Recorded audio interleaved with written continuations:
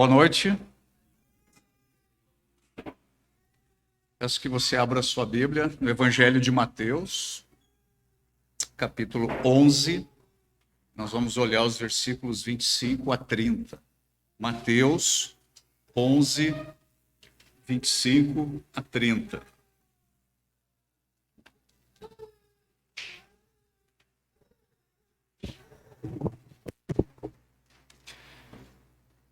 Começando no versículo 25, naquela ocasião, Jesus disse: Eu te louvo, Pai, Senhor dos céus e da terra, porque escondeste essas coisas dos sábios e cultos e as revelaste aos pequeninos. Sim, Pai, pois assim foi do teu agrado. Todas as coisas me foram entregues por meu Pai. Ninguém conhece o Filho a não ser o Pai, e ninguém conhece o Pai a não ser o Filho, e aqueles a quem o Filho quiser revelar. Venham a mim todos os que estão cansados e sobrecarregados, e eu lhes darei descanso. Tomem sobre vocês o meu jugo e aprendam de mim, pois sou manso e humilde de coração, e vocês encontrarão descanso para as suas almas, pois o meu jugo é suave e o meu fardo é leve. Na semana passada, nós olhamos lá para o texto que fala da experiência de Zaqueu, né, da conversão de Zaqueu, e dentro daquela narrativa acerca do chamado de Zaqueu, então nós trabalhamos aqui aquele tema teológico bastante importante, o chamado eficaz. E nós falamos então sobre isso, olhando para aquilo que aconteceu na experiência de Zaqueu, o chamado de Zaqueu. E vimos então que todos aqueles que são eleitos, todos aqueles que foram escolhidos, já antes dos tempos eternos, como diz o apóstolo Paulo lá na carta aos Efésios, estes serão chamados. E o chamado destes será eficaz, ou seja, eles serão chamados para virem à salvação em Cristo e, efetivamente, eles virão à salvação em Cristo. É um chamado eficaz. É um ensino muito importante da palavra de Deus, muito difícil, por vezes, de compreendê-lo, mas muito importante que nós tenhamos uma clareza sobre a questão do chamado eficaz. E hoje eu queria falar um pouco ainda sobre esse assunto, mas olhando para esse texto aqui que nós lemos aqui no início de Mateus capítulo 11, versículos 25 a 30, especialmente o final dessa passagem. Muitas vezes nós citamos essa passagem ou nós falamos isso para outros no sentido de mostrar o consolo, o descanso, o conforto que nós encontramos aí em Cristo, né? Vinde a mim todos que estáis cansados e sobrecarregados, e eu vos aliviarei. Mas eu gostaria de olhar para esse texto à luz do seu contexto. E penso que o contexto também traz mais elementos importantes dentro deste assunto do chamado eficaz. Então, é muito importante, quando nós estamos lidando com a palavra de Deus, que a gente olhe para a palavra de Deus dentro do seu contexto, né? E busque uma compreensão dos ensinamentos da palavra de Deus, tendo em vista o contexto mais imediato, o contexto mais amplo, né? Que está presente na passagem. Então, Mateus 11, 25 a 30... dentro desse aspecto de chamado eficaz, de chamado salvífico, de salvação, e olhando aqui para esse texto, a gente precisa perceber aí que a salvação, ela implica em revelação.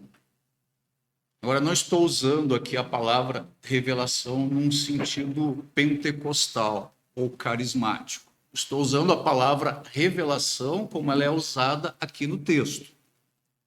A salvação implica em revelação. E nessa passagem aqui nós vemos que a salvação é para aqueles que são como crianças, como pequeninos. Aqui, nesta passagem, nós temos essa expressão, pequeninos. Mais adiante no Evangelho, lá no capítulo 18, nós inclusive temos a expressão crianças. Então é importante ver como esses termos estão sendo usados, tanto aqui como lá, pelo Senhor Jesus Cristo. Aqui no versículo 25, nós lemos: porque escondeste estas coisas dos sábios e cultos e as revelastes aos pequeninos. Como nós não lemos, então, a passagem anterior, a gente precisa perguntar o que são essas coisas. Elas estão ali expressas na passagem anterior. Na passagem anterior, nós temos ali um testemunho a respeito de 3 cidades aí de Israel, sobre Corazim, Betsaida e Cafarnaum. E nós temos 3 outras cidades pagãs que são mencionadas ali: Tiro, Sidom e Sodoma. Então, se você lê essa passagem anterior ali, você percebe que Jesus Cristo está aí fazendo uma censura, uma repreensão a Corazim, Betsaida e Cafarnaum. Estas 3 cidades que ficam ali ao norte da Galileia foram cidades em que o Senhor Jesus Cristo realizou a maior parte dos seus milagres. Foi nestas cidades aí que houve uma autorrevelação do Senhor Jesus Cristo bastante significativa. Nestas cidades, o Senhor Jesus Cristo revelou a sua missão. Talvez dizendo em termos, então, mais modernos, ali o Evangelho foi revelado de forma bastante significativa, relevante, inclusive com a realização de muitos milagres. Mas o que aconteceu com estas 3 cidades? Corazim, Betsaida e Cafarnaum. Pelo testemunho aqui de Jesus, essas cidades, elas permaneceram impenitentes. Ou seja, elas não se arrependeram. Elas não se voltaram para o Senhor. Elas não reconheceram o Messias. Elas não reconheceram a missão de Jesus. Elas se tornaram impenitentes. E Jesus diz ali naquela passagem: se tudo aquilo que se realizou no meio de vocês, Corazim, Betsaida e Cafarnaum, se tudo isso tivesse acontecido lá em Tiro, Sidom e Sodoma, provavelmente o povo daquelas cidades teriam se convertido. Então, no dia do juízo, haverá maior severidade para vocês do que haverá para eles. Então, quando ele diz: porque escondestes essas coisas, muito provavelmente o que está sendo dito aqui para o Senhor, aquela revelação de si mesmo, da sua pessoa, da sua mensagem, da sua obra, do Evangelho. São essas coisas. Foram escondidas dos sábios e cultos, que aqui nesta passagem é uma referência bastante clara aos líderes religiosos, aos fariseus, e revelaste aos pequeninos. Versículo 27, todas as coisas me foram entregues por meu Pai. Ninguém conhece o Filho a não ser o Pai. E ninguém conhece o Pai a não ser o Filho, e note aí, e aqueles a quem o Filho o quiser revelar. Aqui tem a ênfase aí na revelação, tá? Esta revelação, a revelação que Cristo faz do Pai naqueles que são chamados, que são escolhidos. Aquilo que é revelado dentro desse contexto aqui é um conhecimento pessoal do Filho e é um conhecimento pessoal do Pai. E os únicos que recebem este conhecimento especial, esta revelação são aqueles que foram soberanamente escolhidos ou chamados. Agora, essa passagem aqui, ela é uma passagem bastante profunda aí nas Escrituras. Ela começa com uma declaração da divindade de Jesus Cristo. Ele diz aí no versículo 27, todas as coisas me foram entregues por meu Pai. Note aí a expressão meu Pai. Tinha duas coisas que eram muito ofensivas aos fariseus, aos líderes religiosos. Duas coisas, isso pegava eles assim de jeito, eles ficavam loucos com isso, malucos. Primeiro, Jesus chamou a Deus de seu Pai.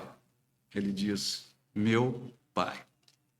E se você não percebeu, esta aqui é a primeira vez que as Escrituras registram Jesus utilizando esta expressão no seu ministério público. Meu Pai. Ele já havia chamado Deus de Pai várias vezes. Ele já tinha falado sobre nosso Pai, mas ele nunca tinha dito até aqui publicamente meu Pai. Então isso aí aponta para a singularidade de Cristo. Isso o coloca em uma posição de absoluta igualdade com o Pai, com o seu Pai. E isto era muito ofensivo para os judeus, para os fariseus, para os líderes religiosos. E outro elemento que era muito ofensivo para os fariseus é Jesus dizer que todas as coisas me foram entregues. Isso também era muito ofensivo, porque isso aqui é uma declaração de soberania. Isso aqui é uma alegação clara da sua divindade. E isso aí deixava ali a turma irritada, irada. Isso era uma blasfêmia que Jesus Cristo estava dizendo. Assim entendiam os líderes religiosos dos judeus. Mas aí no versículo 27, Jesus continua dizendo, ninguém conhece o Pai a não ser o Filho. E aqueles a quem o Filho o quiser revelar. Ou seja, ninguém pode conhecer o Pai Celestial como o Filho, ou o próprio Filho de Deus o conhece. Ninguém pode. Esse conhecimento não é um conhecimento acessível a seres finitos. Bom, sendo assim, como é que nós podemos, então, conhecer a Deus? Somente pela revelação do próprio Filho de Deus. E Deus, o Pai, escolher revelar a verdade aos seus pequeninos. Agora, os líderes religiosos aqui da época, os fariseus, eles se achavam pessoas muito sábias. Eles se achavam muito instruídos, muito sábios. Eles eram os grandes ali em termos de conhecimento, de compreensão, de entendimento. Mas os seguidores de Cristo, aqui nessa passagem, eles são chamados como? Pequeninos. Então, os pequeninos aqui estão em contraste com os grandes. Os grandes aqui são esses líderes religiosos. É a autoridade ali religiosa. Aqui eles são chamados, os seguidores de Cristo, de pequeninos. Lá no capítulo 18, como eu já falei, eles são chamados de crianças. Então, Deus revelou aos seguidores de Cristo, aqui está a questão da revelação, Deus revelou aos seguidores de Cristo a verdade acerca do Messias, a verdade acerca do seu evangelho. Talvez nós ficamos perturbados pelo fato de que a graça de Deus, ela se manifesta eficaz somente para alguns. Talvez isso nos deixe perturbado. Mas com base nesse texto, tem um outro aspecto que eu quero trazer sobre esse assunto, é que esta escolha soberana de Deus, esta eleição, que já aconteceu antes dos tempos eternos, a esta escolha segue-se aí um convite que é estendido a todos. O convite está aí no versículo 28. Venham a mim, todos os que estão cansados e sobrecarregados, e eu lhes darei descanso. Agora, isso aqui lembra muito as palavras de Jesus lá no Evangelho de João, no capítulo 6, no versículo 37, quando o Senhor Jesus Cristo diz o seguinte: todo o que o Pai me der, esse virá a mim. Não tem possibilidade disso não acontecer. Todos aqueles que o Pai deu ao Filho como um presente, eles virão ao Filho. E quem vier a mim, eu jamais o rejeitarei. Então, Deus é soberano quanto à eleição, quanto a esse chamado salvífico, mas também Deus formula um convite aberto. E sempre nós devemos afirmar aí ambas as verdades: a soberania de Deus e a responsabilidade humana, ainda que essas verdades sejam difíceis de harmonizá-las. A revelação divina que acompanha o novo nascimento, isso aí é parte de Deus. Esta revelação que desperta o morto da sua morte. Esta revelação é obra de Deus. E o lado humano envolve o quê? Arrependimento. Envolve crer e se arrepender.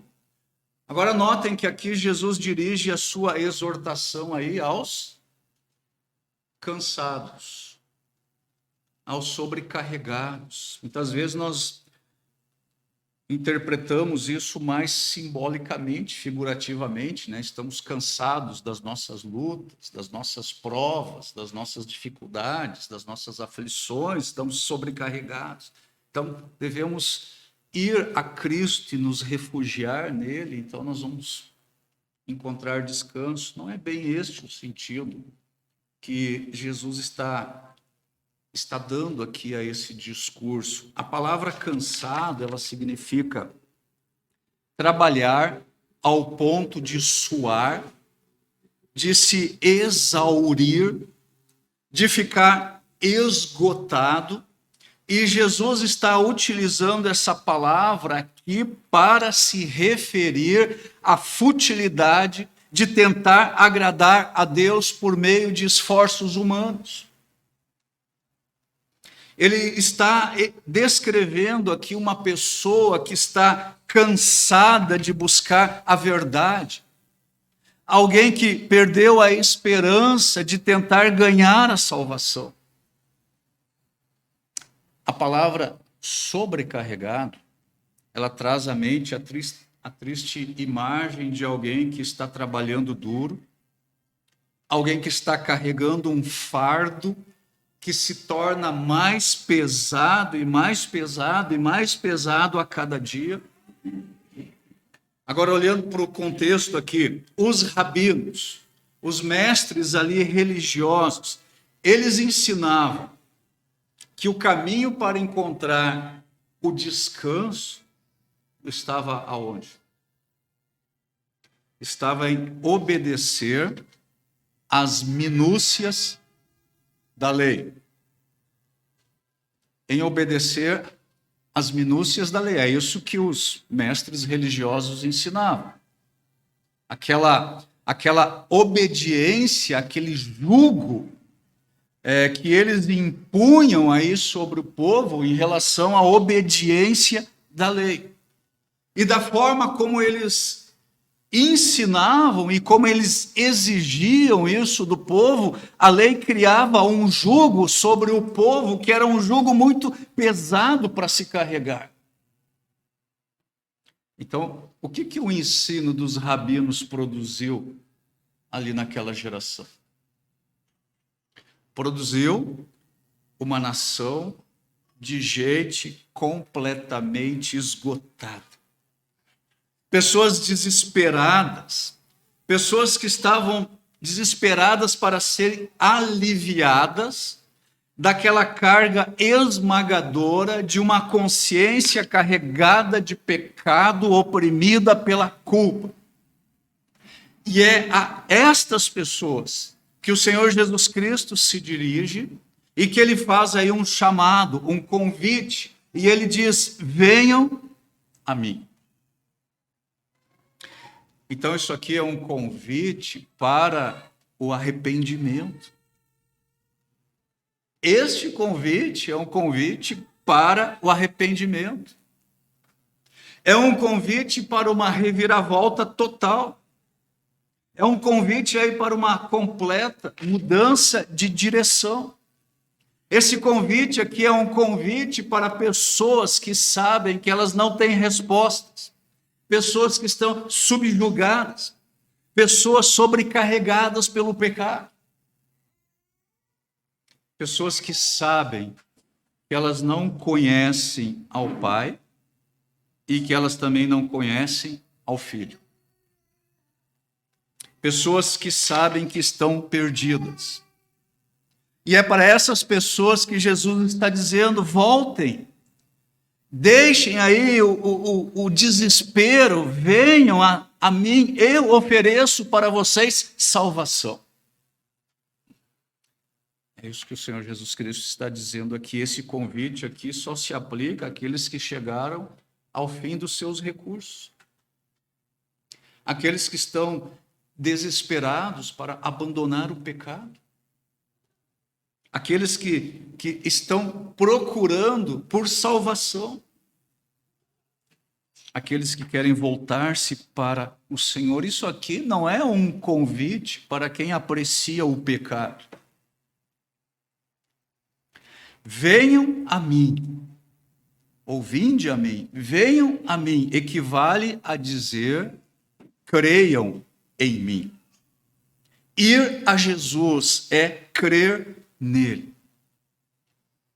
O arrependimento, ele fala para a gente sobre o abandono do pecado, mudar de direção, né? Da meia volta, você estava indo para uma direção, vai para outra, há uma mudança que demonstra o arrependimento do coração.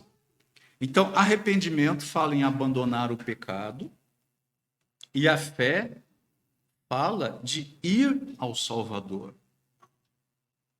Agora, o objeto da fé salvadora não é um credo. O objeto da fé salvadora não são informações biográficas a respeito de Jesus. O objeto da fé salvadora não é um Jesus histórico. O objeto da fé salvadora não é uma igreja, não é um pastor, não é um conjunto de rituais, de cerimônias, de tradições. O que é o objeto da fé salvadora? É uma pessoa. Que pessoa é essa? Jesus Cristo. Jesus Cristo é o objeto da fé salvadora. A salvação ocorre quando um coração é humilhado por Deus, e então um Deus soberano, que é o nosso, ele revela a sua verdade a este coração que é humilhado, e então, em desespero, esta alma volta-se do fardo do pecado. E ela corre, então, para os braços de Jesus. E ela o abraça. Então, isso não se trata de um mero exercício intelectual, mas é o coração que se volta inteiramente para Jesus. Vamos ler novamente essa passagem, versículos 25 a 27. Naquela ocasião, Jesus disse: eu te louvo, Pai, Senhor dos céus e da terra, porque escondeste essas coisas dos sábios e cultos e as revelaste aos pequeninos. Sim, Pai, pois assim foi do teu agrado. Todas as coisas me foram entregues por meu Pai. Ninguém conhece o Filho a não ser o Pai, ninguém conhece o Pai a não ser o Filho, e aqueles a quem o Filho o quiser revelar. Vai chegar um dia em que aqueles que só conhecem informações sobre Jesus, aqueles que são apenas religiosos, aqueles que têm apenas experiências religiosas, mas que não têm um relacionamento pessoal com Cristo, que não conhecem a Cristo e que não são conhecidos por Cristo.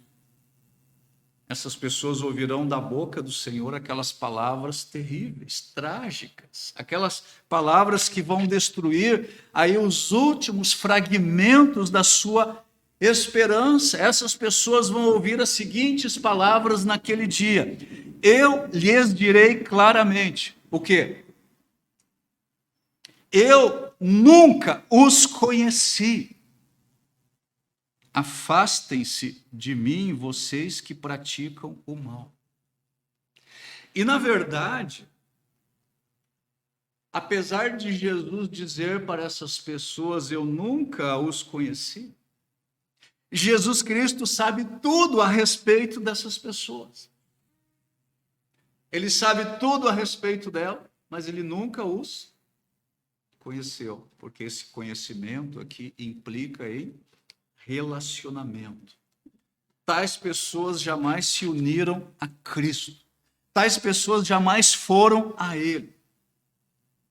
Então, fé, sem conhecer a Jesus, sem ser conhecido por Jesus, sabe o que é? É nada. Uma fé que não conhece a Jesus, que não é conhecido por Jesus, vai acabar assim. Tais pessoas vão ser banidas para sempre da presença de Deus. Então a gente precisa examinar a nossa situação espiritual. Você confia em uma pessoa ou você confia em um plano de salvação?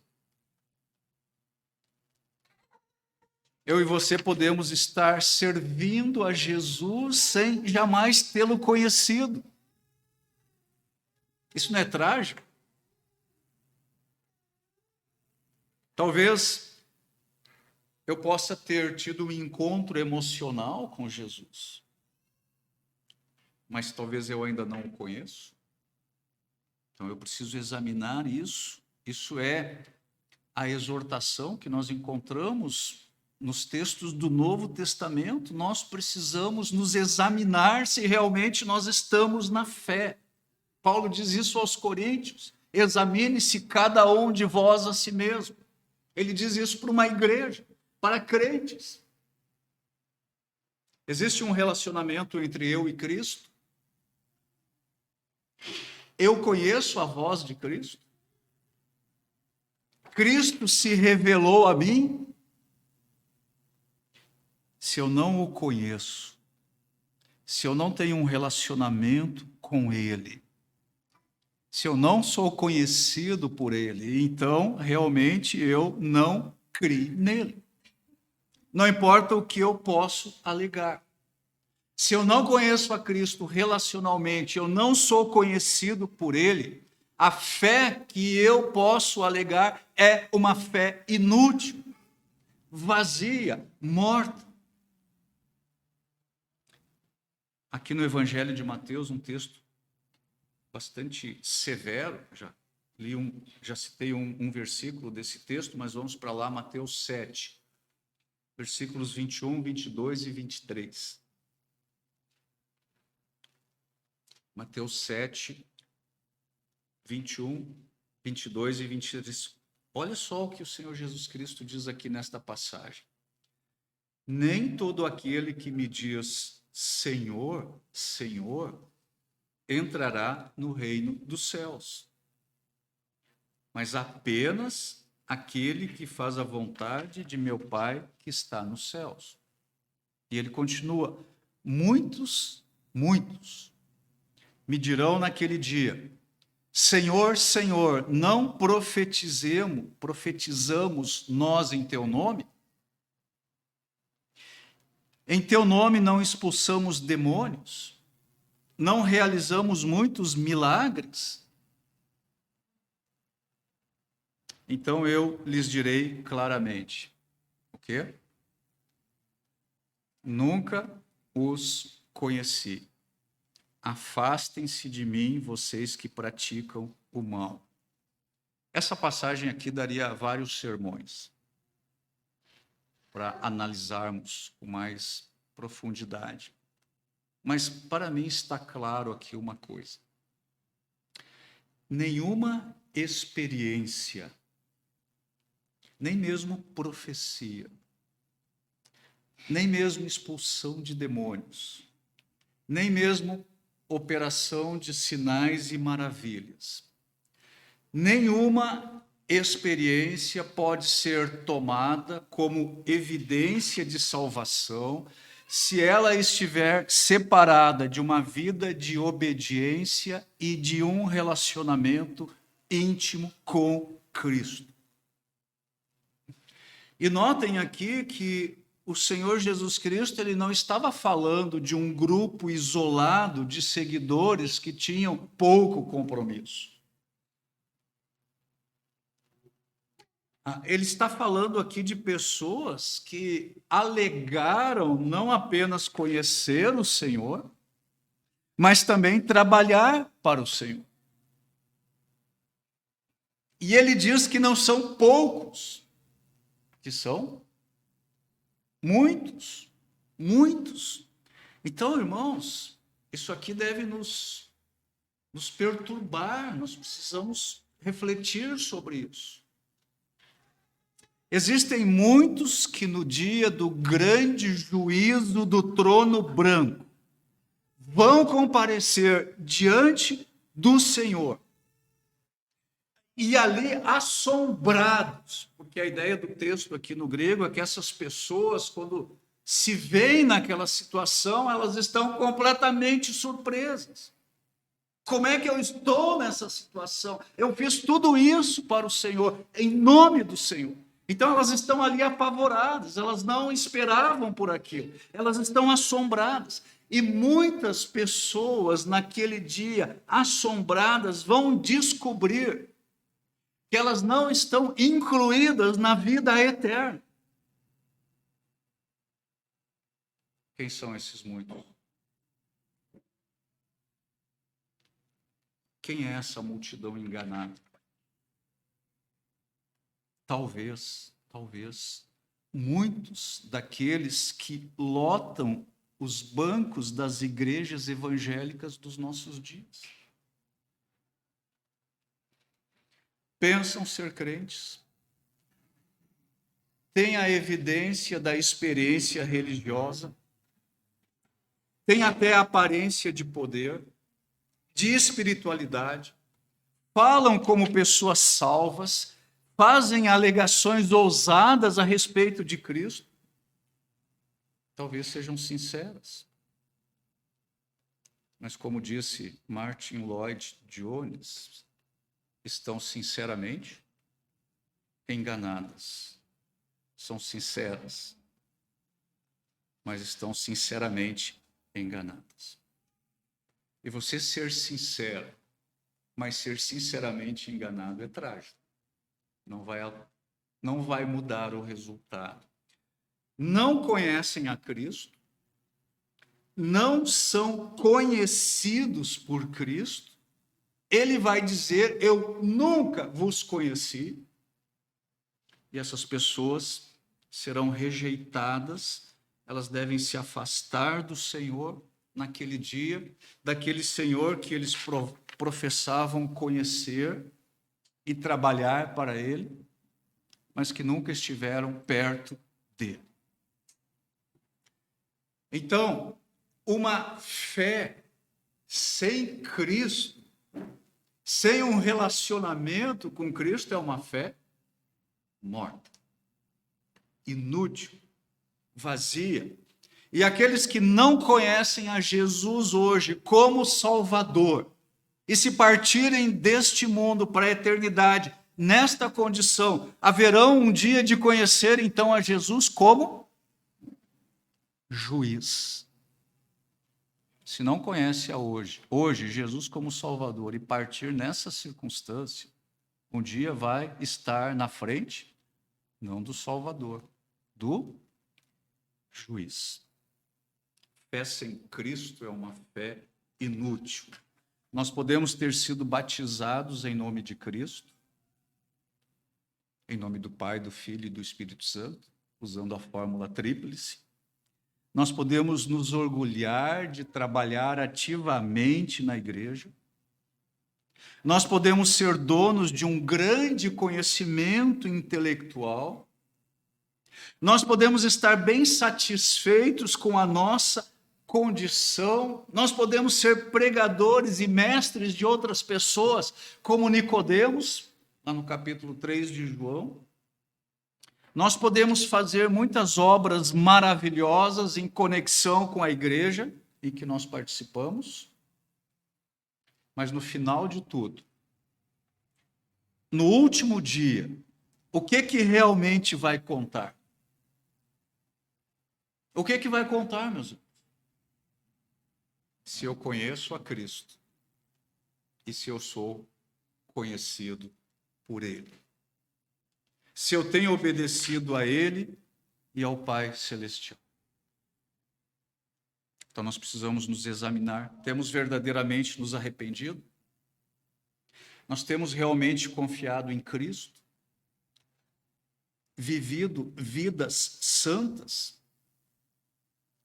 Se não for assim, eu digo para vocês, com base na autoridade da palavra de Deus, se não for assim, a despeito de todos os nossos privilégios, de todas as nossas alegações, de todo o nosso professo cristianismo, a despeito de tudo isso, nós vamos perder o céu e nós vamos ser rejeitados para sempre. O dia do juízo final vai revelar coisas aí muito estranhas. E as esperanças aí de muitos que foram considerados grandes cristãos, talvez usando a expressão da passagem, grandes e sábios, quando em vida, haverão de se tornar inúteis. E a corrupção da sua religião vai ser desmascarada. E então vai ficar provado que para ser salvo é necessário mais do que uma profissão de fé. Então nós não podemos estar enganados. Último texto, Hebreus capítulo 3, versículo 14. Hebreus 3, 14. Escreve o autor da carta aos Hebreus: pois passamos a ser participantes de Cristo, desde que, de fato, essa expressão aqui no grego é para chamar a atenção assim de uma forma bem gritante, desde que, de fato, nos apeguemos até o fim a confiança que tivemos no princípio. Uma fé sem Cristo é uma fé morta, ela é uma fé inútil. A nossa participação em Cristo envolve confiança, ou seja, fé salvadora, mas envolve também obediência. É necessário confiar em Cristo, isto é fé salvadora, mas é necessário também ouvir a sua voz e obedecer. E é isso que o autor está dizendo aqui, nos apegarmos até o fim, a confiança que tivemos no princípio. Confiança sem obediência é o quê? meras palavras, só discurso. Obediência sem confiança é o quê? Apenas uma experiência religiosa. Muitos que creem que se tornaram participantes de Cristo, eles demonstram essa participação em Cristo através da sua perseverança até o fim. Agora, tem muitos que pensam ser participantes de Cristo, mas a confiança do início, ela não é acompanhada aí de uma verdadeira perseverança. E o testemunho não é demonstrado através de um viver firme, bem alicerçado, constante, perseverante. Ao contrário disso, existem muitas oscilações. Há uma constante, desculpe a redundância, há uma constante inconstância na vida espiritual. Há um constante viver na carne. Acho que o Lucas falou algo sobre isso aí no período de louvor. Não buscarmos satisfazer os desejos da carne. Aquela nossa confiança inicial, quando nos tornamos participantes de Cristo, ela precisa se desenvolver mais e mais a cada dia. Mais a cada dia nós devemos ser mais parecidos com Cristo. Então, se você olha para hoje, dia 19 de novembro, em relação a 1º de janeiro deste ano, como você está? Você está mais parecido com Cristo hoje do que no início do ano? Porque essa é a nossa meta, esse é o nosso alvo. É assim que nós vamos desenvolvendo a nossa salvação com temor e com tremor, como perfeitos filhos da luz. Como Paulo fala lá em Filipenses 2,15. E é este desenvolvimento que começa lá quando nós nos tornamos participantes de Cristo e que persevera, e que continua, e que se desenvolve, e que se aperfeiçoa até o fim. É isso que revela a nossa identidade com Cristo. Então, esta fé, ela está em Cristo, e esta fé revela Cristo em nossa vida. Se Cristo não vive a sua vida em mim, conforme Paulo fala lá em Gálatas 2:20, se Cristo não vive a sua vida em mim, talvez é porque eu não sou participante de Cristo. E uma fé sem Cristo é uma fé morta, inútil, vazia. Então, essa exortação dessa noite, de um lado, tendo em vista que o chamado de Deus para a salvação em Cristo Jesus é eficaz, e tendo em vista também que a demonstração do nosso chamado é a nossa perseverança até o fim, nós estejamos então buscando refletir qual é a nossa situação espiritual diante do Senhor. Feche os seus olhos aí, vamos orar. Pai, eu te dou graças pela oportunidade de compartilhar a tua palavra nesta noite. Obrigado, Senhor, que a tua palavra sempre é tão preciosa ao coração do crente. A tua palavra é viva, poderosa. E eu venho pedir, Senhor, que esta palavra hoje entre nos corações de todos nós e que ela ministre conforme a necessidade dos teus filhos que estão ouvindo esta pregação. E, Senhor, como teus filhos, pedimos, Senhor, perdão pelos nossos pecados, porque muitas vezes, Senhor, estamos agindo com base no nosso próprio entendimento, nos nossos próprios sentimentos, e não estamos considerando, Senhor, a tua vontade, os teus propósitos, a tua palavra, Senhor, revelada nas Escrituras. Eu venho pedir a tua bênção sobre todos nós, Senhor, e nos ajuda como teus filhos a caminharmos mais perto de ti dia após dia, buscando uma semelhança maior com o nosso Salvador. E em tudo, Senhor, sendo dirigido pelo alto e buscando em todas as coisas agradar ao Senhor, glorificar o teu nome, e que a cada dia, Senhor, nós sejamos mais parecidos com o nosso Salvador. Abençoe-nos no restante dessa noite, em toda essa semana, que estejamos vivendo na tua presença. Eu peço todas essas coisas em nome de Jesus. Amém.